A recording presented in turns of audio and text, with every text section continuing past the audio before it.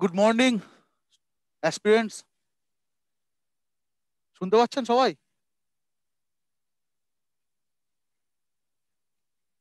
ওকে, happy new year সবাইকে। আমি তিনটে সাবজেক্ট নেব আপনাদের ক্লাস।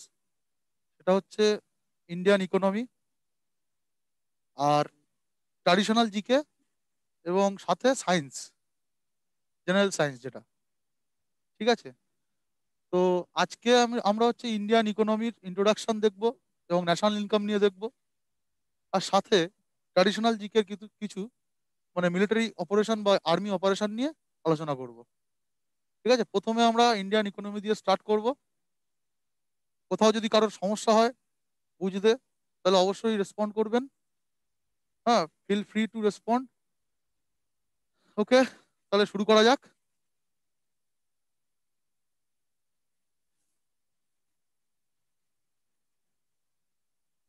হুম,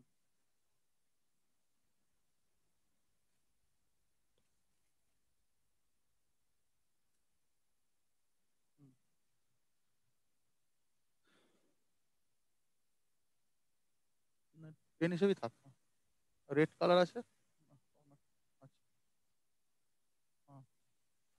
আচ্ছা, সবাই স্লাইড দেখতে পাচ্ছ আশা করি।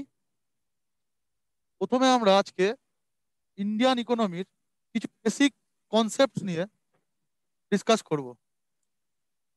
সবাই খুব মন দিয়ে শুনবে। আচ্ছা, প্রথমে আমরা দেখবো যে ইন্ডিয়ান ইকোনমির ক্ষেত্রে এই কোশ্চেনটা প্রচুর অনেকবার এসছে পরীক্ষাতে, যে what is the difference between economic growth and economic development. সেটা নিয়ে আজকে আমরা ফার্স্ট শুরু করব ক্লাস। ইকোনমিক গ্রোথ বলতে কি বোঝায়? ইকোনমিক গ্রোথ বলতে ইনক্রিজ ইন কান্ট্রিজ জিডিপি, মানে একটা দেশের গ্রস ডোমেস্টিক প্রোডাক্ট। সেটা আমরা পরে দেখবো যে গ্রস ডোমেস্টিক প্রোডাক্ট কি। গ্রস ডোমেস্টিক প্রোডাক্টের বা পার ক্যাপিটা ইনকাম ইত্যাদি যেগুলো নাম্বার আছে, যেগুলো শুধুমাত্র নাম্বার বোঝাচ্ছে, যখন কোনো দেশের গ্রস ডোমেস্টিক প্রোডাক্টের গ্রোথ মাপা হচ্ছে বা পার ক্যাপিটা ইনকাম কত বাড়লো সেই নাম্বারটা মাপা হচ্ছে, তখন সেটাকে বলছে আমরা ইকোনমিক গ্রোথ হচ্ছে। মানে যদি থেকে তার বৃদ্ধি হয়, গ্রস ডোমেস্টিক প্রোডাক্টের বৃদ্ধি হলো, ন্যাশনাল ইনকামের বৃদ্ধি হলো, এগুলোকে কি বলছে? Economic growth. আর ইকোনমিক ডেভেলপমেন্ট বলতে সেই নাম্বারগুলোর সাথে একটা কোয়ালিটি চলে আসছে, কোয়ালিটি ব্যাপারটা যুক্ত হচ্ছে নাম্বারগুলোর সাথে। মানে কি, জিডিপি শুধু নয়, জিডিপির গ্রোথ শুধু নয়, তার সাথে সাথে মানুষের হেলথ ব্যবস্থার কোনো উন্নয়ন হচ্ছে কিনা, হেলথের বা মানুষের লিটারেসির উন্নয়ন হচ্ছে কিনা, বা মানুষের এডুকেশনের উন্নয়ন হচ্ছে কিনা, ইত্যাদি ম্যাটারগুলো যখন যোগ হচ্ছে তখন সেটাকে আমরা বলতে পারি ইকোনমিক ডেভেলপমেন্ট। যদি আমি আরো সহজ করে বলি, সেক্ষেত্রে কি, ধরুন আমাদের সবার হাত আছে। একজনের হাত বিশাল বড়, এত বড় হাত, একটা হাত, কিন্তু সেই হাতটা কোনো কাজ করতে পারে না। সে হাতটা ধরুন হাতটা হচ্ছে কোনো কাজের নাম, হাতটা, তার হাতটা প্যারালিসিস হয়ে গেছে, কিন্তু বিশাল বড় হাত। সেক্ষেত্রে আমরা তার বলতে পারি তার হাতের কি হয়েছে? গ্রোথ হয়েছে। ওকে, এটা হচ্ছে গ্রোথ। কিন্তু একজনের হাত এরকম ছোট, কিন্তু সেই হাত দিয়ে সে অনেক কিছু কাজ করতে পারে, সেক্ষেত্রে এই হাতটার কি বলতে পারি আমি? ডেভেলপড। হাতটার কি হয়েছে? ডেভেলপমেন্ট হয়েছে। তাহলে গ্রোথ কোন জিনিসটাকে বোঝায়? শুধুমাত্র নাম্বারটাকে। ডেভেলপমেন্ট বলতে কোনটাকে বোঝাচ্ছে? নাম্বারের সাথে কোয়ালিটিটা যোগ হলে তখন সেটাকে আমরা বলতে পারি ডেভেলপমেন্ট। তাহলে কোনো দেশের গ্রোথ বলতে শুধুমাত্র নাম্বারের বৃদ্ধি, জিডিপির বৃদ্ধি, ন্যাশনাল ইনকামের বৃদ্ধি, পার ক্যাপিটা ইনকাম নাম্বারের বৃদ্ধি, এটাকে বোঝায়। আর ডেভেলপমেন্ট তখন যখন সার্বিক ওগুলো বৃদ্ধির সাথে সাথে দেশের মানুষের সার্বিক উন্নয়ন হচ্ছে, তখন সেটাকে বলা হচ্ছে ইকোনমিক ডেভেলপমেন্ট। বোঝা গেছে সবার? সবাই বুঝতে পেরেছেন? বুঝতে পারলে একটু প্লিজ রেসপন্ড করুন, মানে আমি নইলে বুঝতে পারবো না যে আপনারা বুঝতে পারছেন কিনা। ওকে, কারো কিছু ডাউট থাকলে অবশ্যই বলবেন। নেক্সট।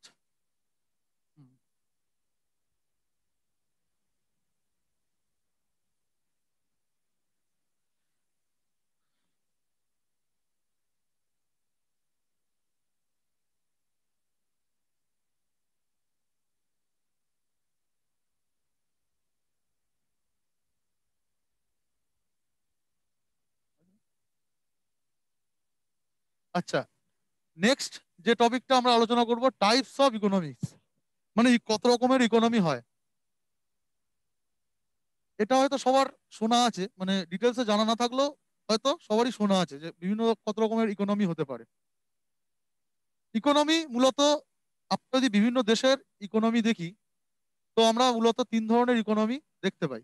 একটা হচ্ছে ক্যাপিটালিস্ট, আর একটা হচ্ছে একটা একটা এই লেখা আছে, একটা ক্যাপিটালিস্ট ইকোনমি। ওকে। দু নম্বর কি? দু নম্বর হচ্ছে আমাদের দেশে যেটা আছে, মিক্সড ইকোনমি। 4 নম্বর স্লাইড। আর একটা হচ্ছে কমান্ড বা প্ল্যান্ড ইকোনমি। কি হলো? আচ্ছা,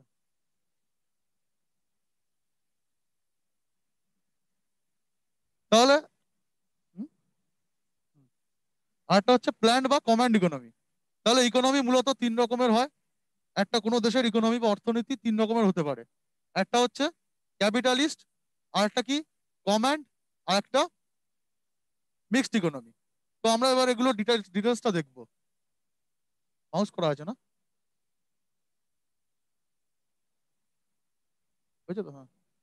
ক্যাপিটালিস্ট ইকোনমি প্রথমে কোন কোন ফিচার্স গুলো থাকলে আমরা সেই ইকোনমিকে, সেই অর্থনীতিকে ক্যাপিটালিস্ট ইকোনমি বলতে পারি।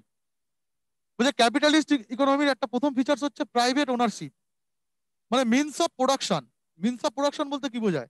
উৎপাদনের উপকরণ। আমাদের কোনো কিছু জিনিস উৎপাদন করতে গেলে কি কি উপকরণ লাগতে পারে? ক্যাপিটাল লাগে, লেবার লাগে, ধরুন ল্যান্ড লাগে, অর্গানাইজেশন লাগে। এই যে উৎপাদনের উপকরণগুলোর, প্রত্যেকটা দেশের এগুলো রিসোর্স। কোনো একটা জিনিস উৎপাদন করতে গেলে এগুলো হচ্ছে আমাদের রিসোর্স, বা মিনস অফ প্রোডাকশন বলা হয়, একই জিনিস। বা বাংলায় বললে উৎপাদনের উপকরণ। এই উৎপাদনের উপকরণের মালিকানা ক্যাপিটালিস্ট ইকোনমিতে প্রাইভেট ওনারশিপ, মানে যারা হচ্ছে প্রাইভেট ইন্ডিভিজুয়াল, তাদের ওনারশিপ থাকে, গভর্নমেন্টের ওনারশিপ থাকে না। 2 নম্বর ফিচার্স বলছে প্রফিট মোটিভ। প্রফিট মোটিভ কেন? আমরা যদি দেখি প্রাইভেট, আমরা যদি দেখি প্রাইভেট ব্যাংক একটা আমাদের ইন্ডিয়াতে আছে, দুটোই প্রাইভেট ব্যাংকও আছে, আর পাবলিক সেক্টর ব্যাংক আছে। তো সেক্ষেত্রে আমরা দেখতে পাবো যে প্রাইভেট সেক্টর ব্যাংকে হয়তো আমরা সার্ভিসটা ভালো পাই, কিন্তু সেক্ষেত্রে আমাদের অনেক কিছু কিন্তু বেশি ফিস দিতে হয়, অনেক ক্ষেত্রে বেশি বেশি, কোনো কিছু ভুল করলে বেশি ফাইন দিতে হয়, কোনো সার্ভিস পেতে গেলে আরো বেশি আমাদেরকে টাকা দিতে হয়, ঠিক আছে, চার্জ দিতে হয়। তাহলে কি, সবসময় ক্যাপিটালিস্ট ইকোনমিটা যেহেতু প্রাইভেট ওনারশিপ থাকে, ওদের মূল উদ্দেশ্য থাকে প্রফিট মোটিভ। ওরা কিন্তু ইনইকুয়ালিটি আস্তে আস্তে ইকুয়াল করতে হবে মানুষকে, মানুষের মধ্যে ইনইকুয়ালিটি কমাতে হবে, এইসব ব্যাপারগুলো কনসিডার করবে না। তারা ব্যবসায়ী, ব্যবসার মতো ব্যবসা করবে। তাহলে প্রফিট মোটিভ। 3 নম্বর বলছে এখানে কোনো জিনিসের দাম বা মূল্য, প্রাইস, কিভাবে নির্ধারিত হয়? সেই জিনিসের ডিমান্ড এবং সাপ্লাইয়ের উপরে। কোনো জিনিসের ডিমান্ড যত বেশি, তার দাম তত বাড়বে। কোনো জিনিসের ডিমান্ড যত কমবে, তার দাম তত কমবে। তাহলে ডিমান্ড অ্যান্ড সাপ্লাই, এর উপরে কোনো জিনিসের প্রাইস নির্ধারিত হয়। কিন্তু আমাদের দেশে বা যেগুলো হচ্ছে কমান্ড ইকোনমিক কান্ট্রি, সেখানে কিন্তু আমরা দেখতে পাই কোনো জিনিসের দাম কত হওয়া উচিত, সেই জিনিসটা মানুষের কত কাজে লাগছে, সেই অনুযায়ী কিন্তু গভর্নমেন্ট দামটা নিয়ন্ত্রণ করে। কিন্তু ক্যাপিটালিস্ট ইকোনমিতে দামটা নিয়ন্ত্রণ করে বাজার ব্যবস্থা। ডিমান্ড এবং সাপ্লাই, সেই জিনিসটা ডিমান্ড এবং সাপ্লাই, এই দুটোর উপর ভিত্তি করে কোনো জিনিসের দাম নির্ধারিত হয়। 4 নম্বর বলছে government place only peripheral role. Peripheral কথার অর্থ হচ্ছে মাইনর। তাহলে ক্যাপিটালিস্ট ইকোনমিতে আমরা আগে যেটা বললাম সেটাই, মানে এখানে গভর্নমেন্টের রোল কিন্তু জাস্ট মাইনর রোল। গভর্নমেন্টের তেমন কোনো রোল নেই। সেখানে প্রাইভেট ওনারশিপরাই কোনো জিনিসের মূল্য নির্ধারণ করছে তার ডিমান্ড এবং সাপ্লাইয়ের ভিত্তিতে। এখানে গভর্নমেন্টের রোল খুবই মাইনর। এই এই এই যে ওয়ার্ডটা, এটা পরীক্ষা এসছে অনেকবার, ডব্লিউবিসিএস এ এসছে অনেকবার। ওকে। এই ওয়ার্ডটা হচ্ছে লাইসেজ ফাইরে। এটা একটা ফ্রেঞ্চ ওয়ার্ড। এটার অর্থ হচ্ছে নন ইন্টারভেনশন। মানে আগে যে পয়েন্টটা বললাম সেটাই, যে এখানে গভর্নমেন্টের কোনো ইন্টারভেনশন থাকে না। মানে ডিমান্ড এবং সাপ্লাইয়ের ভিত্তিতে প্রাইভেট ওনারশিপরা কোনো জিনিসের প্রাইস নির্ধারণ করে। এখানে গভর্নমেন্টের ইন্টারভেনশন থাকে না, গভর্নমেন্ট ইন্টারভেন করে না। কোনো জিনিসের কোন জিনিসটা উৎপাদন হবে না, সেই জিনিসের দাম কত হবে, বা সেই জিনিসের দাম কমাবে না বাড়াবে, সেটা কিন্তু গভর্নমেন্ট ঠিক করে না, গভর্নমেন্ট রেগুলেট করতে পারে না। সেখানে মার্কেট দ্বারা সেই জিনিসের দাম নির্ধারিত হয়, কারোর ইন্টারভেনশন ছাড়াই মার্কেটে তার ডিমান্ড এবং সাপ্লাইয়ের ভিত্তিতে সেই জিনিসের উৎপাদন, তার মূল্য সবকিছু নির্ধারিত হয়। এই যে কথাটা, অর্থ হচ্ছে নন ইন্টারভেনশন, মানে কোনো কিছু ইন্টারভেনশন থাকে না। তাহলে এই ল্যাসিস ফাইরে বলতে কি বোঝায়? ক্যাপিটালিস্ট ইকোনমিকে বোঝায়। এই কোশ্চেনটাই এসছে পরীক্ষাতে, ডব্লিউবিসিএস এ বা এবং আদার্স এক্সাম গুলোতে এই কোশ্চেনটাই অনেকবার পরীক্ষা কিন্তু এসছে, যে ল্যাসিস ফাইরে বলতে কোন ইকোনমিকে বোঝাচ্ছে, ক্যাপিটালিস্ট, কমান্ড, নাকি মিক্সড। ওকে, ল্যাসিস ফাইরে বলতে ক্যাপিটালিস্ট ইকোনমিকে বোঝাচ্ছে।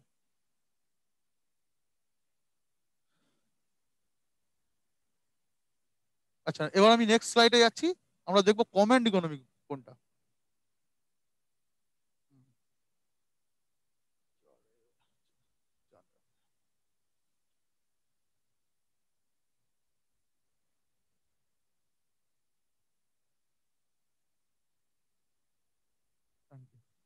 হ্যাঁ, হ্যাঁ, হ্যাঁ। নেক্সট হচ্ছে প্ল্যান্ড বা command economy.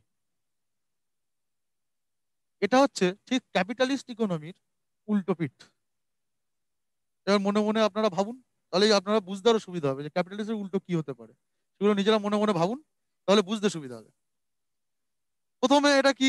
Central government control করে এখানে ইকোনমিটাকে, অর্থনীতিটাকে, কোন জিনিসের দাম কত হবে, কোন জিনিসের দাম বাড়বে, বা বা কোনো জিনিসের দাম যদি কমে যায়, সেক্ষেত্রে সেই জিনিসের দামটা বাড়িয়ে সেই সেই জিনিসের চাষটাকে উৎসাহিত করা হচ্ছে বাই দ্য গভর্নমেন্ট। রিসেন্টলি আমরা দেখছিলাম আলুর দাম খুব বেড়ে যাচ্ছিল, ঠিক আছে? সেখানে গভর্নমেন্ট কি চেষ্টা করছিল, যে বিভিন্ন রকম মেজারমেন্ট নিয়ে আলুর দামটা কিন্তু নিয়ন্ত্রণে আনার। তাহলে আমরা দেখছিলাম গভর্নমেন্ট কন্ট্রোল করছে। ওকে, তাহলে এখানে সেন্ট্রাল গভর্নমেন্ট বা স্টেট গভর্নমেন্ট তারা কন্ট্রোল করে, মানে গভর্নমেন্ট কন্ট্রোল থাকে। কিন্তু ক্যাপিটালিস্টে কি দেখেছিলাম, সেখানে কোনো গভর্নমেন্ট ইন্টারভেনশন থাকে না। That is why it is called laissez faire. Next বলছে গভর্নমেন্ট ওনস উৎপাদনের উপকরণ, ল্যান্ড, লেবার, ক্যাপিটাল। ঠিক আছে, আমাদের দেশে আমরা একটা জিনিস ক্লিয়ার করি, সেটা হচ্ছে ধরুন আপনি যে বাড়িতে বা আপনারা যে বাড়িতে বাস করছেন, সেই বাড়ির আপনার ওনারশিপ আপনার। এবার দেখা যাচ্ছে আপনার বাড়ির নিচে খনন কার্যের ফলে সোনা পাওয়া গেল বা তেল পাওয়া গেল, ঠিক আছে? সেক্ষেত্রে আপনার বাড়ির বা আপনার ওই জমির মালিকানা কিন্তু আপনারা থাকবে না, কে নেবে? সেটা গভর্নমেন্টের হয়ে যাবে। তাহলে কি আমরা হয়তো আমাদের মালিকানায় আছে, কিন্তু যখনই সেখান থেকে সম্পদ পাওয়া যাচ্ছে, মানে উৎপাদনের উপকরণ পাওয়া যাচ্ছে, তখনই ওই জমিটা কিন্তু গভর্নমেন্ট ক্যাপচার করে নিচ্ছে। তাহলে এখানে কি আমাদের উৎপাদনের উপকরণের আলটিমেট মালিক কে? Government. Not profit making, but to reduce inequality. ক্যাপিটালিস্টে কি ছিল? Profit making. যে কোনো প্রাইভেট বিজনেসম্যান তারা কি করবে?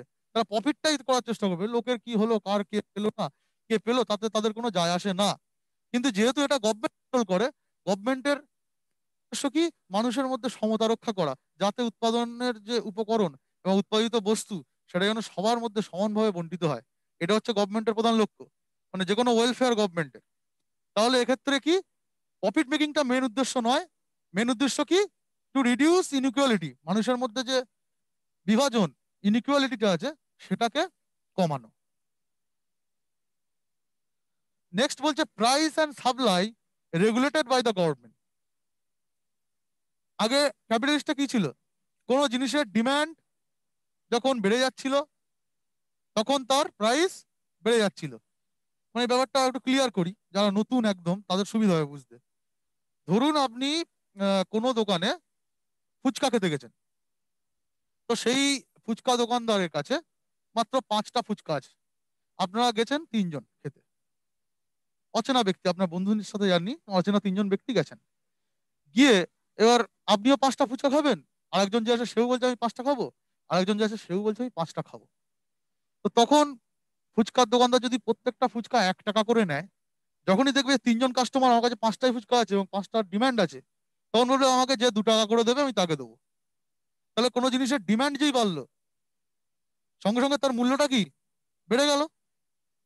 আবার কোনো জিনিসের যখন ডিমান্ড কমে যায়, যে তার কাছে প্রচুর ফুচকা আছে, কাস্টমার নেই, তখন ও ডাকছে, এসো এসো 50 পয়সা করে ফুচকা দেবো, তাই তো? তাহলে কোনো জিনিসের ডিমান্ড যখন বেড়ে যায়, তখন তার মূল্য বা দাম বেড়ে যায়। আর কোনো জিনিসের ডিমান্ড যখন কমে যায়, তখন তার দাম কমে যায়। তো এই জিনিসটা, তাহলে কোনো জিনিসের দাম বাড়বে কি কমবে, সেটা ক্যাপিটালিস্ট ইকোনমির ক্ষেত্রে এই বাজারের উপরেই ডিপেন্ডেন্ট, যে বাজারে কোনো জিনিসের ডিমান্ড আছে না ডিমান্ড নেই, তার উপরে তার দামটা নিয়ন্ত্রিত হয়। কিন্তু প্ল্যান্ড বা কমান্ড ইকোনমিতে কি হচ্ছে, অনেক ক্ষেত্রে সেটা কিন্তু বাজারের দ্বারা নিয়ন্ত্রিত হয় না, সে গভর্নমেন্ট ঠিক করে দেয় যে এই জিনিসটা নিত্য প্রয়োজনীয় জিনিস, এই জিনিসটার দাম এত বাড়লে হবে না। আলু, যেটা রিসেন্টলি বেড়েছিল দাম, সেটা নিত্য প্রয়োজনীয় জিনিস ছিল, এর দাম এত বাড়ালে হবে না। সেই জন্য গভর্নমেন্ট চেষ্টা করছিল যে আলুর দাম কিভাবে কমা যায়, স্টক করা যাবে না, বিভিন্ন রকম রুলস অ্যান্ড রেগুলেশন ঘোষণা করছিল। ঠিক আছে, তাহলে এখানে গভর্নমেন্ট রেগুলেট করছে কিন্তু কোনো জিনিসের দামটাকে এবং সাপ্লাইটাকে। নেক্সট আমরা দেখবো যে mixed economy. What is mixed economy? আমরা ক্যাপিটালিস্ট দেখলাম, যেখানে গভর্নমেন্ট কন্ট্রোল থাকে না, গভর্নমেন্ট কন্ট্রোলের থেকেও হচ্ছে প্রাইভেট ওনারশিপ এবং প্রাইভেট কন্ট্রোলটা বেশি, এবং বাজার দ্বারা সবকিছু নিয়ন্ত্রিত হয়, যেটাকে ল্যাসিস ফাইরে বলা হয়, যার অর্থ হচ্ছে নন ইন্টারভেনশন। নেক্সট দেখলাম আমরা হচ্ছে প্ল্যান্ড ইকোনমি। প্ল্যান্ড ইকোনমি বলতে কি বোঝাচ্ছে, যেখানে সেন্ট্রাল গভর্নমেন্ট বা স্টেট গভর্নমেন্টের ভাইটাল রোল প্লে করে তারা। ঠিক আছে, এবং সব উৎপাদনের উপকরণ গভর্নমেন্টের মালিকানা, কোনো জিনিসের দাম গভর্নমেন্ট নির্ধারণ করে দেয়, শুধুমাত্র বাজারের দ্বারা নিয়ন্ত্রিত হয় না। নেক্সট আসছে মিক্সড ইকোনমি। মিক্সড ইকোনমি বলতে নাম শুনেই আমরা বুঝতে পারছি যে মিশ্রণ, যে ইকোনমিতে government as well as private দুটোরই মানে উপস্থিতি, যে ইকোনমিতে গভর্নমেন্ট ওনারশিপও আছে এবং প্রাইভেট ওনারশিপও আছে। আমরা যদি আমাদের দেশেরটা দেখি, ইন্ডিয়ার, আমরা দেখতে পাই এখানে প্রাইভেট স্কুল আছে, এখানে গভর্নমেন্ট স্কুল আছে, এখানে প্রাইভেট ব্যাংক আছে, এখানে গভর্নমেন্ট ব্যাংক আছে। তাহলে আমাদের দেশের ইকোনমিটা কোন ইকোনমি? যদি কোশ্চেন আসে যে Indian economy is capitalist economy, socialist economy, command economy, or mixed economy, তাহলে কোনটা হবে আমাদের দেশেরটা? মিক্সড হবে। মিক্সড ইকোনমি বলতে যেখানে এই যে আমরা যদি এই যে ডায়াগ্রামটা দেখি, এখানে কি বলছে, মার্কেট ইকোনমি, অর্থাৎ যেটা হচ্ছে ক্যাপিটালিস্ট ইকোনমি, মানে যেখানে মার্কেট দ্বারা নিয়ন্ত্রিত হয় সবকিছু। আর এদিকে আছে কমান্ড ইকোনমি, এদের কিছু ফিচার্স এখানে লেখা রয়েছে, যেগুলো আমরা পড়ালাম, এক্ষুনি পড়লাম। এবং মিক্সড ইকোনমি বলতে এদের মিডিলে, মিক্সড বলতে যেখানে এর কিছু ফিচার্স আছে, এর কিছু ফিচার্স আছে। এবার আমরা দেখবো করার সুবিধাটা কি। কোনো জিনিস, যে কোনো জিনিসের কিছু সুবিধা থাকে, কিছু অসুবিধা থাকে। আমরা ক্যাপিটালিস্ট মানেই যে খারাপ, এক কথায় বলতে পারি না। বলতে পারি কি? বলতে পারি না। কেন?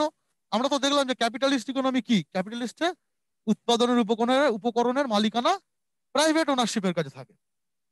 ঠিক আছে, তো আমরা একটা উদাহরণ দেখি এখানে, যে ক্যাপিটালিস্টের ভালো দিকটা কি।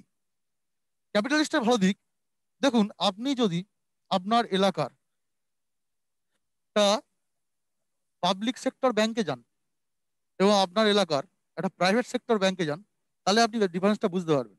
আপনি এসবিআই গিয়ে দাঁড়িয়ে আছেন, তো দাঁড়িয়ে গিয়ে ভিতরে ফ্যান ঘুরছে ডুম ডুম ডুম ডুম করে আস্তে আস্তে। ঠিক আছে, আবার আপনি যেই যে আইসিআইসি ব্যাংকে গেলেন আপনার এলাকার, আপনি গিয়ে দেখছেন যে বিশাল এসি চলছে, গিয়ে স্যার স্যার স্যার স্যার করছে। ঠিক আছে, তাহলে প্রাইভেটের ক্ষেত্রে কিন্তু আমরা কি দেখতে পাচ্ছি, এটা হচ্ছে ক্যাপিটালিস্টের ভালো দিক।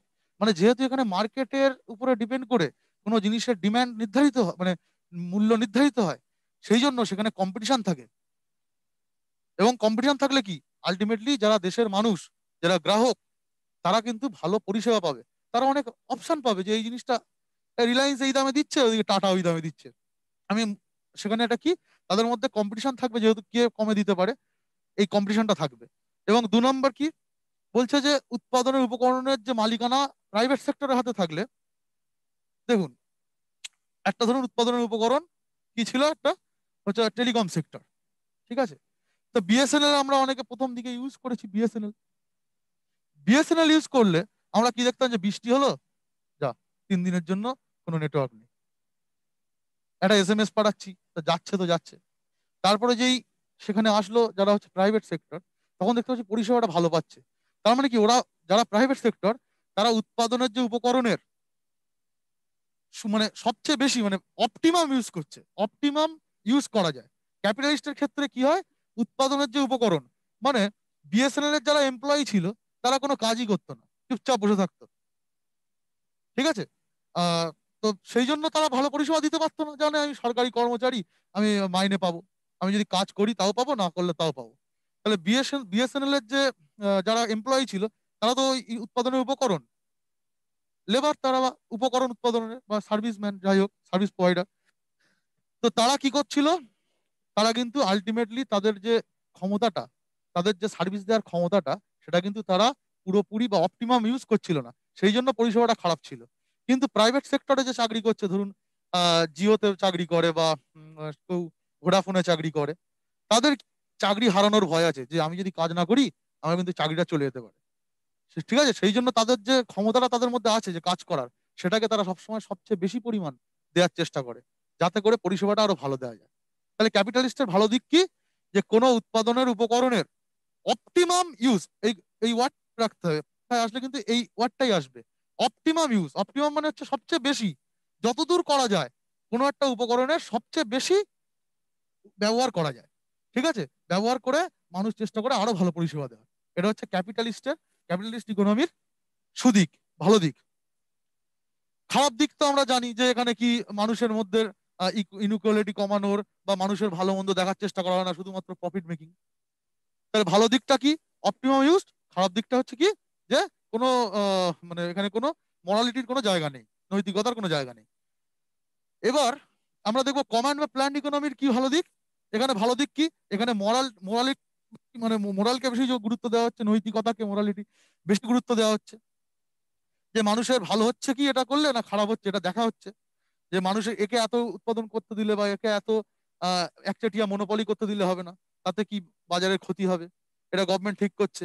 তাহলে একজন মনোপলি করতে পারছে না, তার অনেক কম্পিটিটর তৈরি হচ্ছে, গভর্নমেন্ট তৈরি করে দিচ্ছে একজনকে একটা কিছু লাইসেন্স করতে বলে বা কিছু করতে বলে, অবস্টাকেল লাগিয়ে দিয়ে। এটা ভালো দিক। এর খারাপ দিক কি, ওই যে বিএসএনএল এর কর্মচারীটা মনে করতে হবে, যে এখানে কি উৎপাদনের উপকরণের অপটিমাম ইউজ হয় না, তাই জন্য মিক্সড ইকোনমির ধারণাটা এসেছে। এদের যে ভালো দিক সেগুলো নিয়ে চলে এসছে আমাদের মিক্সড ইকোনমি। মানে প্রাইভেট যদি থাকে, উৎপাদনের উপকরণের অপটিমাম ইউজ হয়, আবার যদি পাবলিক থাকে সেক্ষেত্রে ইকুয়ালিটি বা পভার্টি কমানো বা এমপ্লয়মেন্ট ক্রিয়েট করা ইত্যাদি ব্যাপারগুলো কনসিডার করা হবে। এটা হচ্ছে মিক্সড ইকোনমি আসার মূল কারণ, যে এদের দুজনের যে ভালো দিক সেই দিকটা নিয়ে তো এসছে মিক্সড ইকোনমি। ওকে, তো আমরা এটাতে এই তিনটে ইকোনমির কি কি ডিফারেন্স সেগুলো দেখলাম। এরপর আমরা নেক্সট স্লাইডে গিয়ে নেক্সট জিনিসটা নিয়ে আলোচনা করবো। হ্যাঁ, বলুন। স্যার মাখন থেকে বলে স্যার, হ্যাঁ বলুন। बोलते सर वो बंगला समझ नहीं आता, तो इसलिए समझाइए बेटा। আচ্ছা, okay, I am trying to give speech in English. ওকে,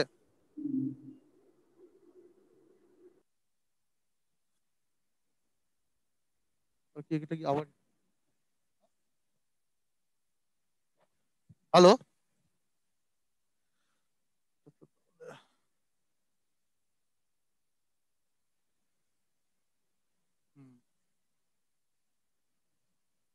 আচ্ছা, আমি শেষে যখন সবটা শেষ হবে তখন এক রিপিট করে দেবো, সেটা আমি যতটা সম্ভব ইংলিশে বলার চেষ্টা করব, ঠিক আছে। হিন্দি আমি অত ভালো পারি না, তো শেষে আমি গিয়ে ইংলিশে যত সম্ভব বলার চেষ্টা করব। আর এখন আমি এটা কনসিডার করছি যে ইংলিশে একটু বলে দেওয়ার চেষ্টা করছি, যে বুঝি সেগুলো ইংলিশে একটু বলে দেওয়ার চেষ্টা করছি, ঠিক আছে। কোন থেকে না, এবার নেক্সট যেটা আছে সেটা আচ্ছা,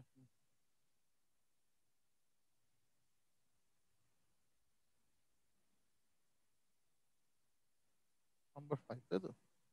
এরপর আমরা দেখছি যে স্লাইডে কি আছে, যে different sector of Indian economy. Indian ইকোনমির কতগুলো ক্ষেত্র বা সেক্টর আছে। इंडियन इकोनॉमी का कितना और क्षेत्र है। Indian economy, in Indian economy there are three sectors. Firstly primary sector, প্রথমত primary sector. What is primary sector? বলছে this sector comprises those activities which are based on natural resources. This sector comprises those activities which are based on natural resources.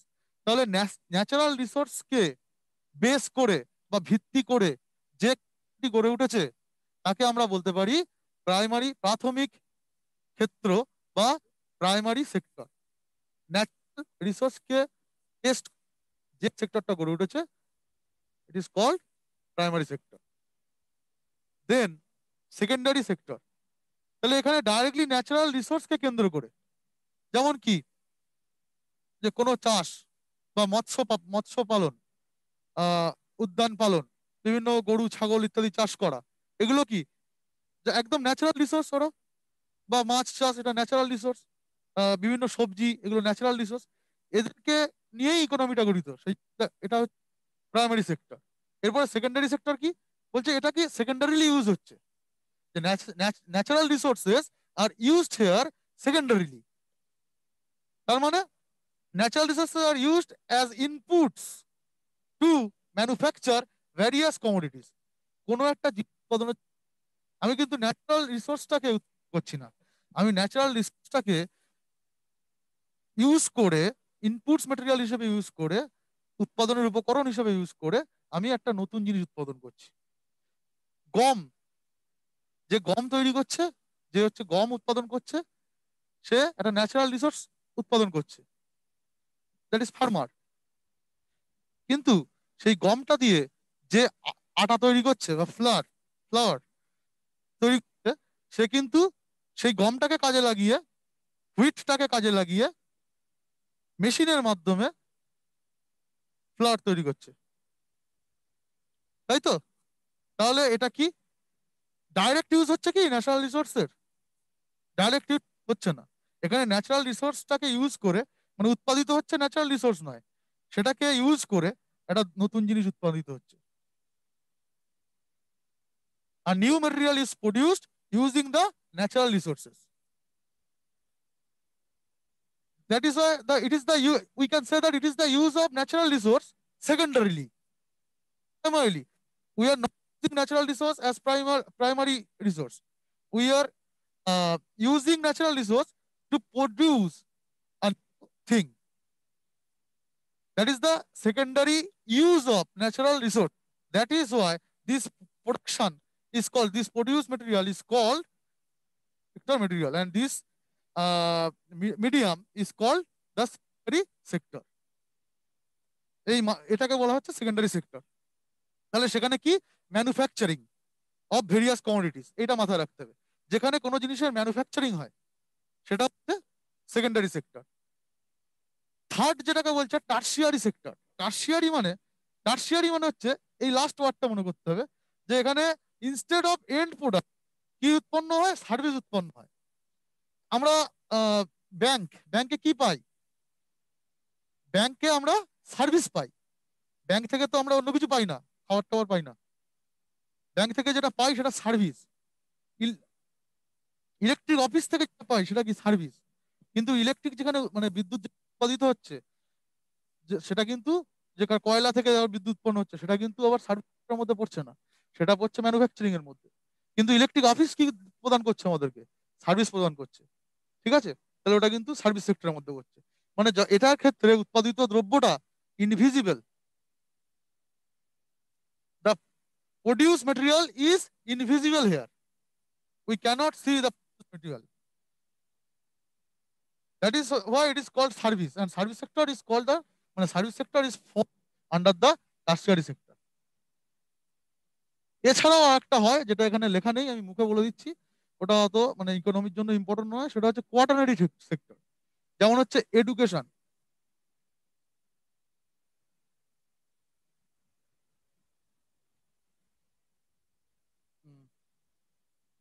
Quaternary sector এটাকে কি বলছে? এখানে education, শিক্ষা, research, development ইত্যাদি জিনিসগুলো পড়ে হচ্ছে এই কোয়াটারনারি সেক্টরের মধ্যে। এই হচ্ছে আমাদের ইন্ডিয়ার ইকোনমির তিনটা সেক্টর।